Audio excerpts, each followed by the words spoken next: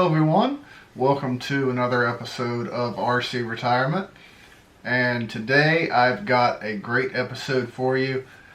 I recently finished up a combat related special compensation application case for a client of mine, and he was first of all very satisfied with the service that he received, but he thought it would be beneficial for his own education to ask a series of questions of myself and of my medical consultant Misty, and wanted to get us on the phone or on Zoom and ask those questions of us. Well, being very generous, he agreed to let me record that interaction so that I could then put it out there for all of you to experience and learn from this conversation as well. I've already put a heavily edited version of this conversation up on the shortwave program. They were actually the last episodes of the shortwave program. They're still available on SoundCloud if you would like to hear those. But like I said, they were heavily edited. There was a lot of the conversation that was not included. So now you're going to hear, or rather see, the full conversation with some bits edited out just for clarity. There were some parts where we were just digressing into BS sessions, so I've cut that out. But the rest is great information, and I'm going to let you see that now.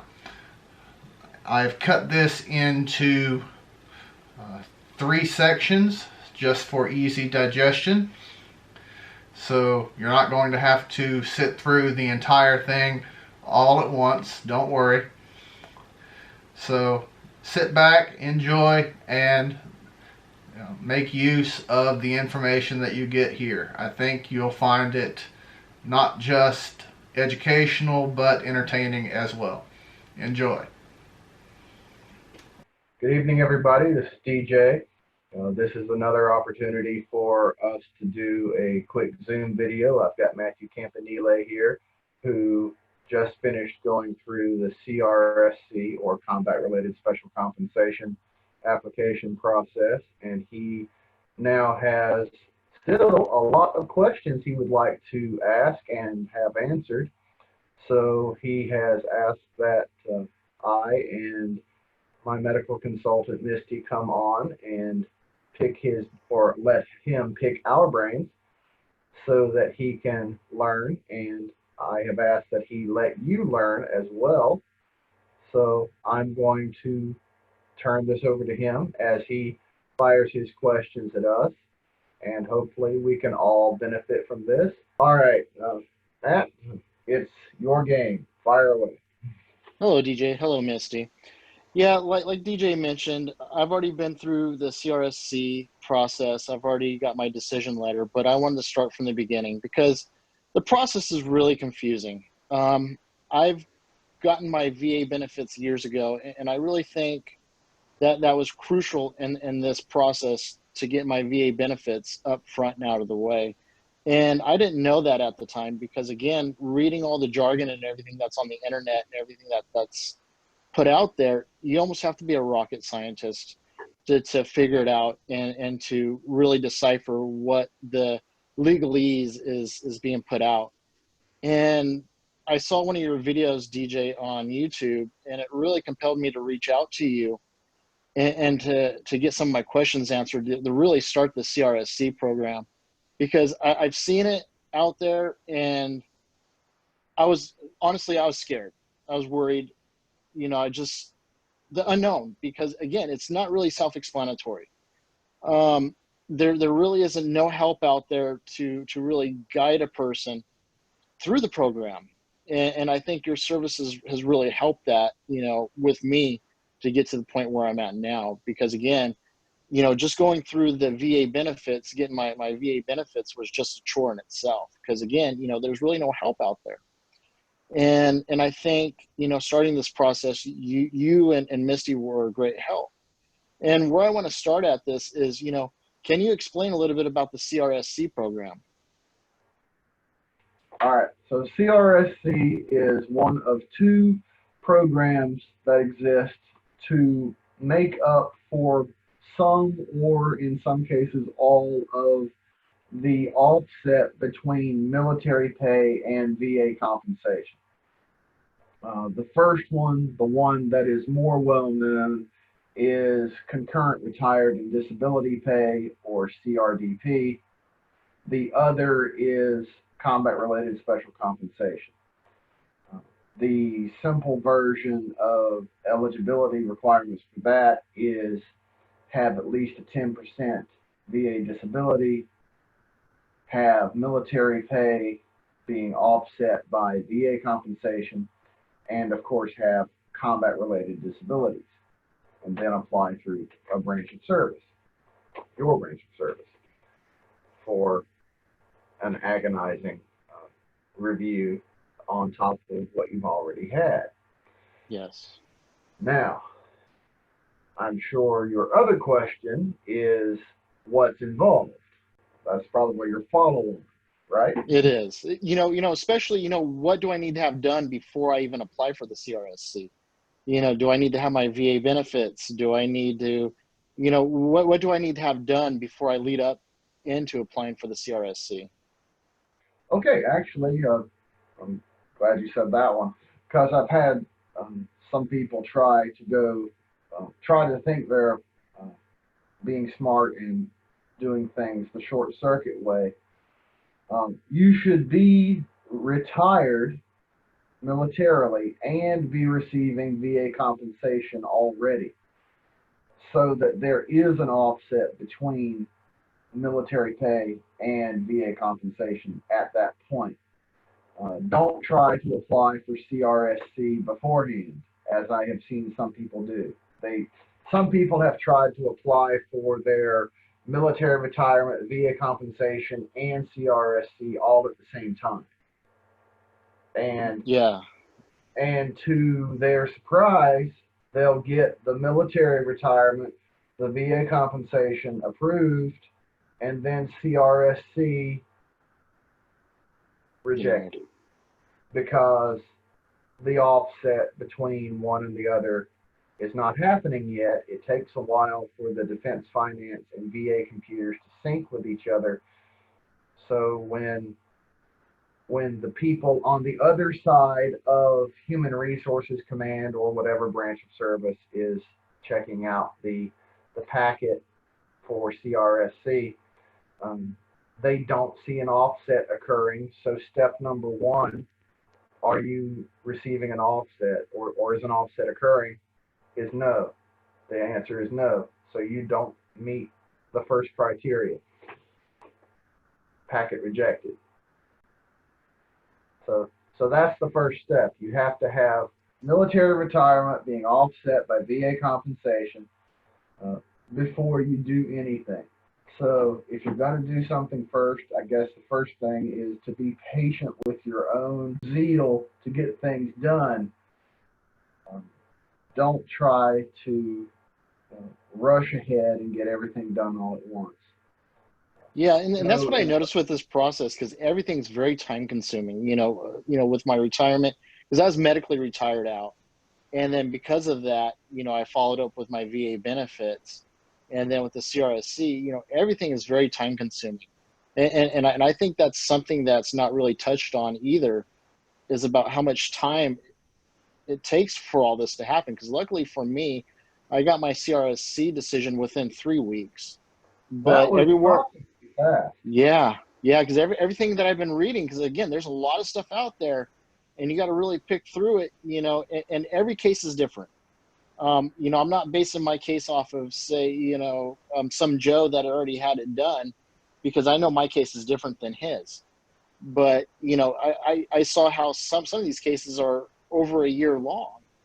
And so I think definitely having patience through the processes is definitely crucial too as well, because I think, like you said, you touched on it, you got to make sure you have all your ducks in order, your VA, your retirement, and then your CRSC before you apply for it.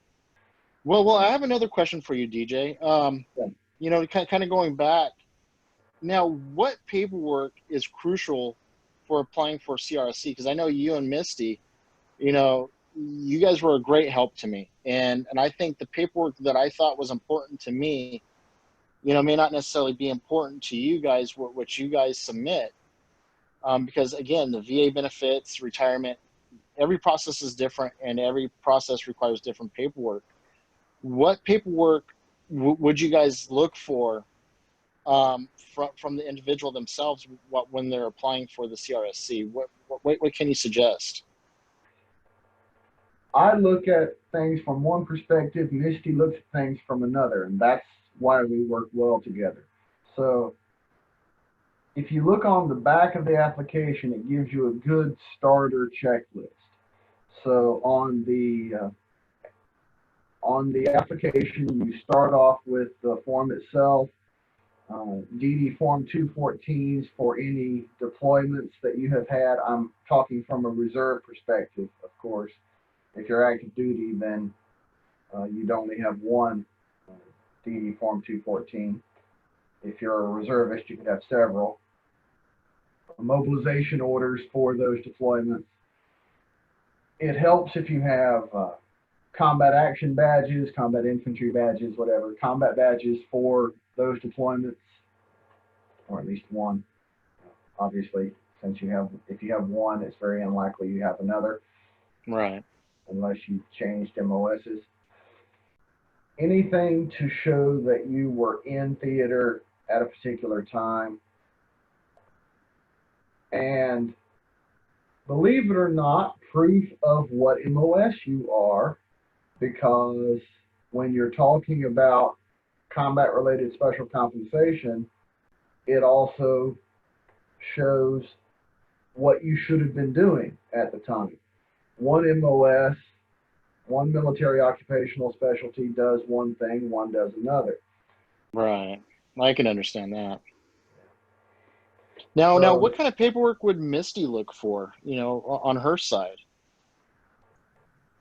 So what I'm looking for when I'm going through the records is things that connect your conditions to the circumstances of your deployments, either time-wise or as a testament to what happened while you were deployed, since you saw some actual combat action, making sure that I had the dates of those so I could see and compare and provide a nice timeline and argument that these were really connected to your service.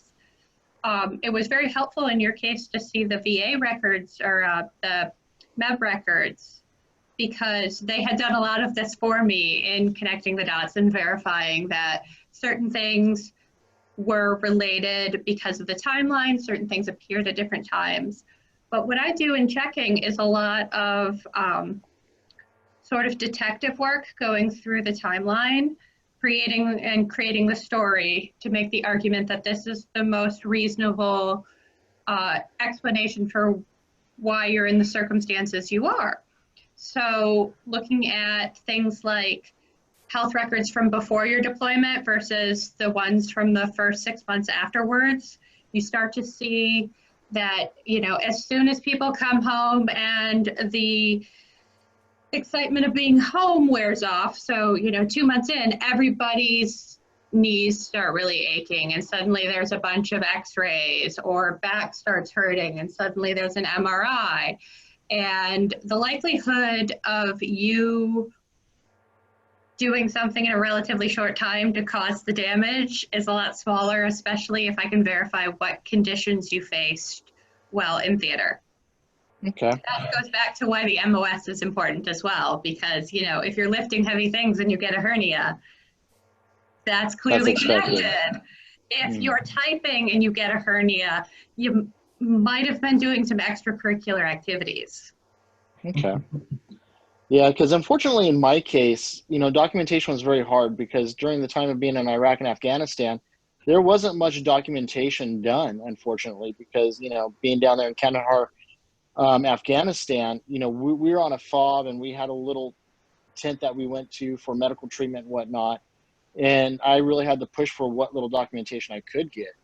And even coming back through Fort Lewis and things like that, they just sent me on and said, go and, see your local VA. And unfortunately, for the last 10 years, I've actually been battling a left torn rotator cuff in my shoulder that has actually healed in its own way that caused other severities. Yeah. But again, that documentation is very hard. So is there anything else that you could really suggest that could really help, say maybe like NCLERs or some other documentation that a service member could produce that might help? The one I saw that has been useful is actually in the documentation for a lot of the returning soldiers for those visits after deployment. The doctors actually will update your history. They'll tell a little story in order to get whoever's reading it oriented to what happened. And they will actually attest in that, the story that was told to me, that the soldier said that this started at this time while he was deployed, and he went to the medical tent and said, they said this, and that didn't help, but he sucked it up for the rest of the deployment, and now he's here. And just getting that from the time, so as close to the time as possible, rather than now we're 10 years down the line, and, it's not as reliable. So if you have other things at the time too, even for me, it would be even goofy things, because I'm looking for the story, like the newsletter that talked about it, that told the story, the email from your commander that told the story. Those things are very valuable because they give context and because they're dated, because those dates really lend credibility as opposed to our memories, which are really fallible. Okay. So you would definitely recommend that any sort of documentation that the service member might have, just go ahead and forward it to you guys, for review, and then you guys really determine what is necessary and what's not, correct? Yeah. Let us do the sifting. Okay. Yeah, he totally pays me to read 500 pages at a time, so feel free to send stuff. And Okay. you do have the problem that you don't always know, because you're looking at it from a different perspective, in that you're the one who lived through all of this. You don't always know what's important. And this is true, because of the perspective of being the one who lived through it, and therefore you're certain things you've noticed change your perspective, but also you don't have the experience of having submitted previous packets, and you don't necessarily have any experience reading medical records and knowing what all those little notations and acronyms mean. And every so often, like for me, coming from the medical science side, there will be something buried in that hoard of medical jargon and acronyms that's like, stop my heart important. And it will be something that like David totally didn't notice, that totally wasn't flagged before, just because it's buried so deep in this other language that doctors speak.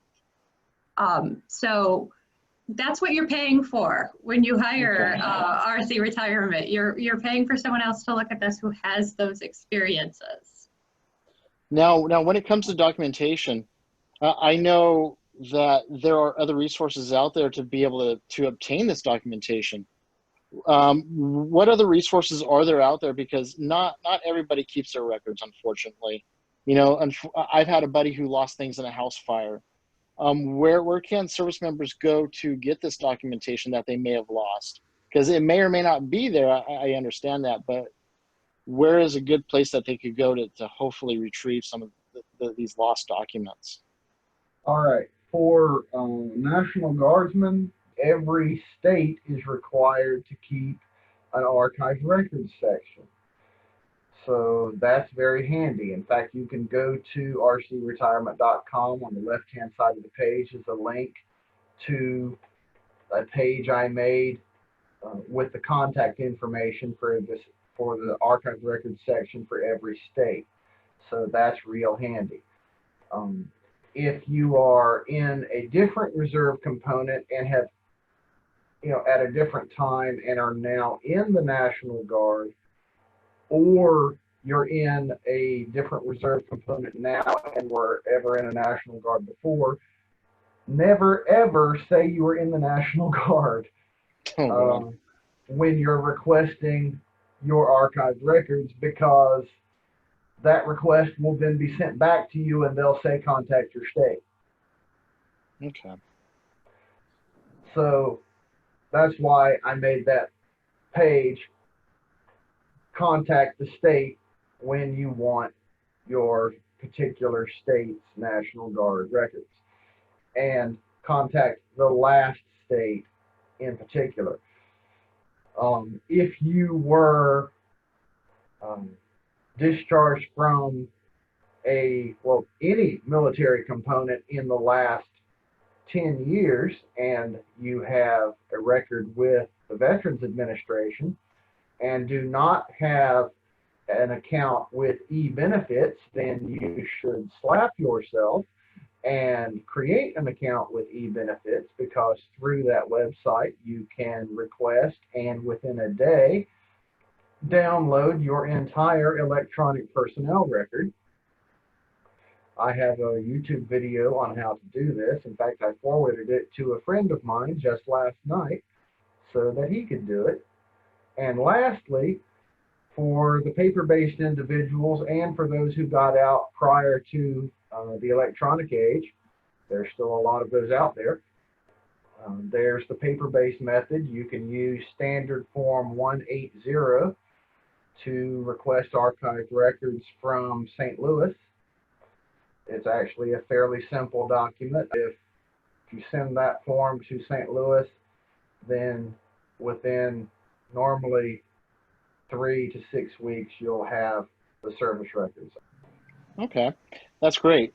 Misty, now back to you. Once you have all the paperwork that's needed, and you review it and you process it and you pull out the information you need, what is it that you do next with the paperwork? I send what's important to him, and I personally delete the rest. I don't like to keep other people's personal information on my systems because it's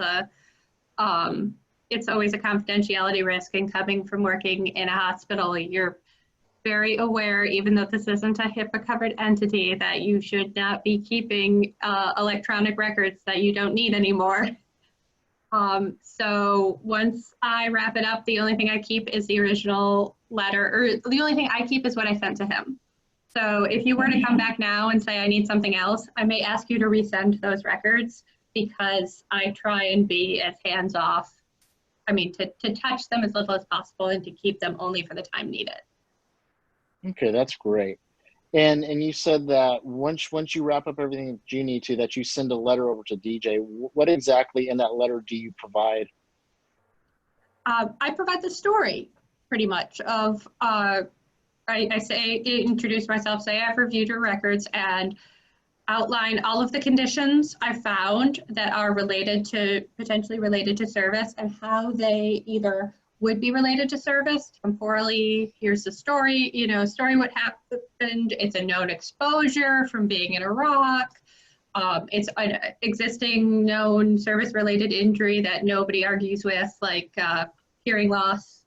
Everybody has hearing loss in the Army. And then also any conditions that may have interacted to make things worse.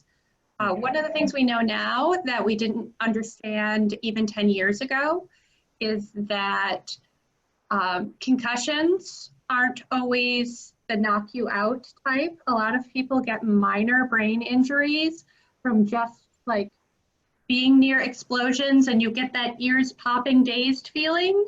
If you're close enough to hear it, you're close enough for the shockwave to vibrate your brain, and that's potentially dangerous. And while a couple of these, well spaced, aren't actually a big problem, your brain heals reasonably well. If you get a lot of them, they're actually connected to an increased risk of post-traumatic stress disorder, independent of other risk factors. So the fact that you've had these little insults to your brain actually makes it harder for your brain to process emotion and trauma. And it makes it more likely that your PTSD is going to be worse later on. So knowing if you had those exposures, if you were ever knocked unconscious, and now you have PTSD, the likelihood is that that exposure made your PTSD worse or made you more likely to have it. So I will actually go through and pull any references from the scientific literature if needed, pull the big reviews that go through this and show that it's well accepted by the medical community, and use that to help bolster your case. So both, if you read through it, it's in pretty much layman's language. Sometimes I juice it up with doctor language because it sounds like much more serious that way. That's why doctors talk like that too. But pretty straightforward language, going through all the facts, connecting them all to the story and the conclusion here that we're making. And then to show that if they want to do additional reading, these are where all these facts come from that aren't part of your record. And to me, this is important because we didn't know a lot of things 10 years ago that we know now. And certainly we're going to know a lot more in 5 or 10 years from now about the effects that the environment in Iraq and Afghanistan had on people that may have contributed to conditions that you didn't think before were relevant. Migraine is the one that's coming out, that it's a huge public health problem actually, that so many soldiers who are typically male, who don't usually get migraines, come back from deployment with serious migraines with aura. That condition has a lot of other effects on your life, not only disability, but it increases your risk for cardiovascular disease and stroke. It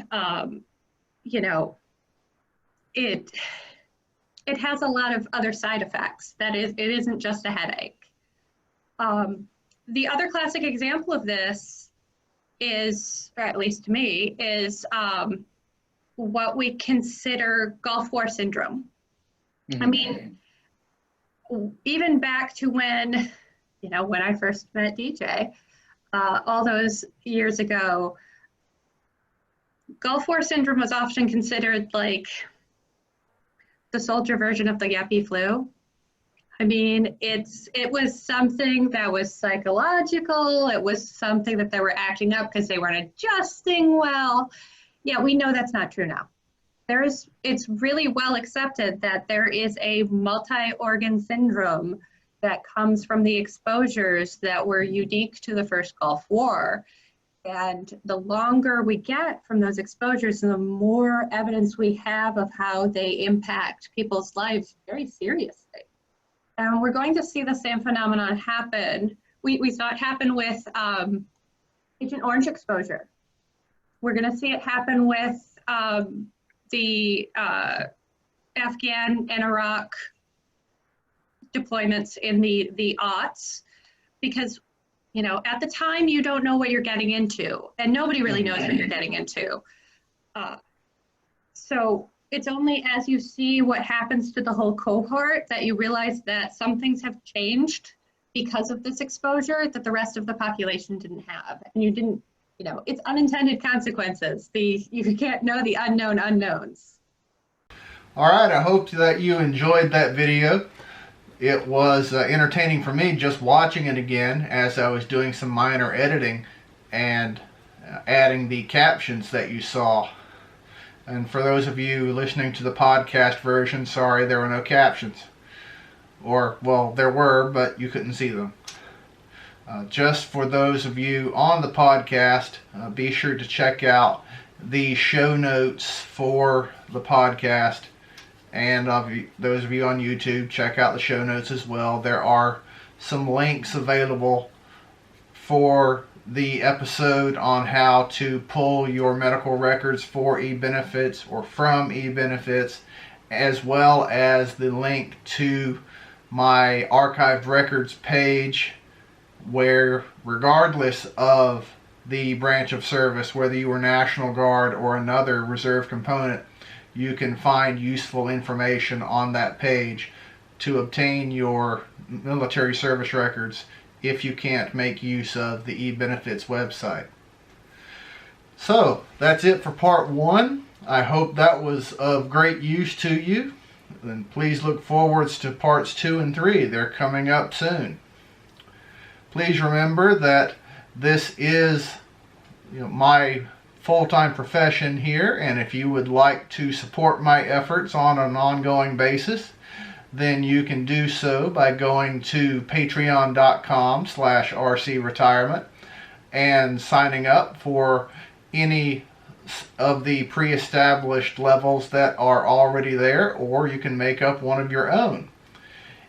One key benefit amongst the many that are already shown on Patreon is that if you sign up to contribute $25 or more per month, then if you utilize any of my personnel services through rcretirement.com, you'll get a 20% discount, which could save you thousands if you look at what some of the costs could be. I've actually got one guy who's saved about $6,000 just by being a Patreon supporter. So you can contribute a small amount per month and benefit yourself in a great way. And you help me out on a regular basis as well, for which you have my sincere gratitude. There are other ways you can help me out. You can support me through your Amazon shopping. I have a link on the site for Amazon, several links on the radio show pages, as well as just a generic link that you can use as well. And of course, just hitting like and subscribe helps me out by growing the channel. That's all for this episode. Please join me for the next coming up, and as always, I thank you for being part of this audience and for sharing your time with me. Until then, thank you for being here, and thank you for your service. Have a great day. If you liked what you heard on today's episode, then please go below and give it a thumbs up, and be sure to subscribe to this channel. Also, please let other people know about this channel and the information it can provide for them. If you have questions or comments, then please have no qualms about posting them in the comments section below.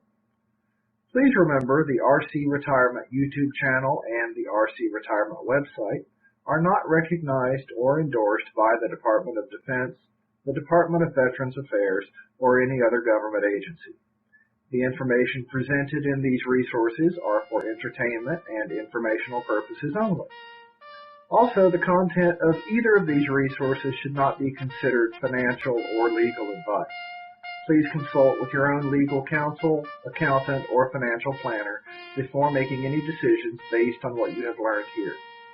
As always, thank you for watching the RC Retirement YouTube channel.